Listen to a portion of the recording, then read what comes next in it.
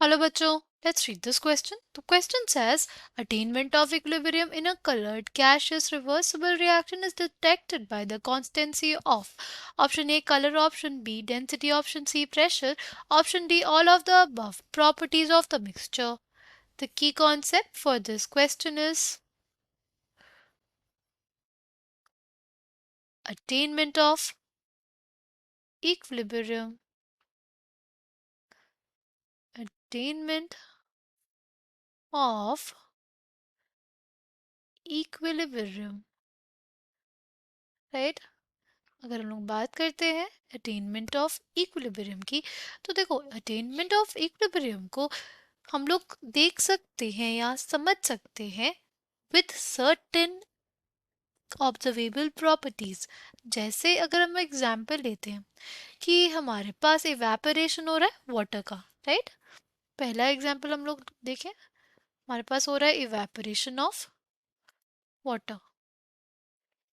तो कैसे हम लोग ये जानेंगे कि हमारे पास जो इवेपोरेशन हो रहा है वाटर का उसमें हमारे पास इक्विलिब्रियम अटेन हो गया है। सी उसके लिए ना हम लोग देखेंगे जो प्रेशर है वो हमारे पास कांस्टेंट हो जाएगा। एक ऐसा टाइम आएगा जब हमारे पास जो प्रेशर होगा वो हमारे पास कांस्टेंट हो जाएगा और तब हम लोग बोलेंगे यहाँ पे हमारे पास इक्विलिब्रियम अटेन हो गया है।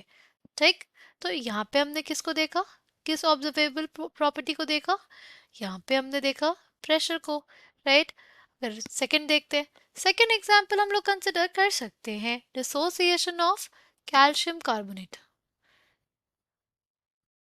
डिसोसिएशन ऑफ कैल्शियम कार्बोनेट, अगर हमारे पास डिसोसिएशन होता है ना कैल्शियम कार्बोनेट का, तो हमारे पास क्या मिलता है, हमें मिलता है कार्बन डाइऑक्साइड गैस, राइट। तो हम लोग को अगर ये देखना है कि उसमें इक्विलिब्रियम अटेन हुआ है कि नहीं, तो हम लोग बस देख लेंगे कि हमारे पास जो प्रेशर है कार्बन डाइऑक्साइड गैस का वो कांस्टेंट हो जाए, राइट। अगर हमारे पास जो प्रेशर होगा कार्बन डाइऑक्साइड का वो कांस्टेंट हो गया, तो हम लोग बोलेंगे कि हमारे पास क्या हो गया, इक्विलिब्रियम अटेन हो गया, राइट। तो इसमें भी हमने क्या देखा, इसमें भी हम लोगों ने बात की प्रेशर की कांस्टेंट होने की। तो एक नेक्स्ट एग्जाम्पल देखते हैं। नेक्स्ट एग्जाम्पल हम लोग समझ सकते हैं reaction of hydrogen gas and iodine vapour, right. कौन सा तीसरा रिएक्शन देखेंगे, reaction of hydrogen and iodine vapour. अगर इस रिएक्शन की बात करें ना हम लोग, अगर हमें इसमें देखना है कि इक्विलिब्रियम अटेन हुआ है कि नहीं, तो इसमें हम लोग देखते हैं constancy in the concentration of the reactants यानी H2 और I2 और the product, right। हमारे reactant और product के concentration को हम लोग देखते हैं to find out हमारे पास यहाँ पे कॉन्स्टेंसी अचीव हुई है कि नहीं, इक्विलिब्रियम हमारे पास अटेन हुआ है कि नहीं, राइट। तो इस रिएक्शन में हमने किस ऑब्जर्वेबल प्रॉपर्टी को देखा, तो वो हमने देखा concentration, concentration of the reactants as well as the products, right.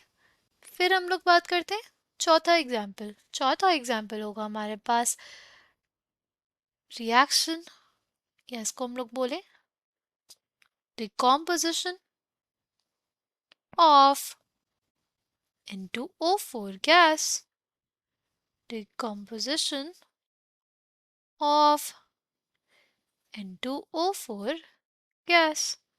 सी अगर हमारे पास है N2O4 गैस तो क्या होगा, N2O4 गैस ना हमारे पास डिकम्पोज होती है और देती है NO2 गैस, राइट।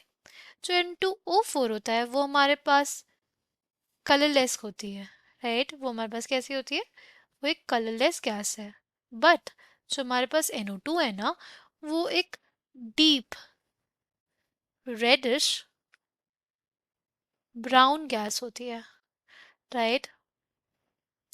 अगर हमारे पास इनिशियली तो हमारे पास कोई कलर नहीं होगा क्योंकि हमारे पास सिर्फ N2O4 है। फिर उसके बाद जैसे जैसे NO2 का फॉर्मेशन होगा उसमें हमारे पास कलर देखने को मिल जाएगा, हमें डीप रेडिश ब्राउन गैस का कलर, राइट।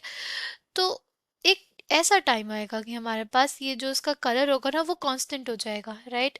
N2O4 से हमारे पास NO2 बन रहा होगा सेम रेट से, और NO2 से हमारे पास N2O4 बन रहा होगा सेम रेट से, यानी rate of forward reaction and backward reaction हमारे पास इक्वल हो जाएगा, और हमारे पास जो कलर है वो भी कांस्टेंट हो जाएगा। तो हम लोग कहेंगे उस कंडीशन में क्या, उस कंडीशन में हम लोग कहेंगे कि हमारे पास इक्विलिब्रियम अटेन हो गया है, राइट। तो हमसे क्वेश्चन में क्या बोला था, कि हमसे बोला था कि attainment of equilibrium in a colored gaseous reversible reaction is detected by the constancy of। तो इसका करेक्ट आंसर हो जाएगा हमारे पास ऑप्शन ए। अगर हमारे पास कलर्ड गैशियस रिवर्सिबल रिएक्शन है तो अटेनमेंट ऑफ इक्विलिब्रियम हम लोग डिटेक्ट करेंगे with the constituency of the colour. I hope you understood it well. Thank you and all the best.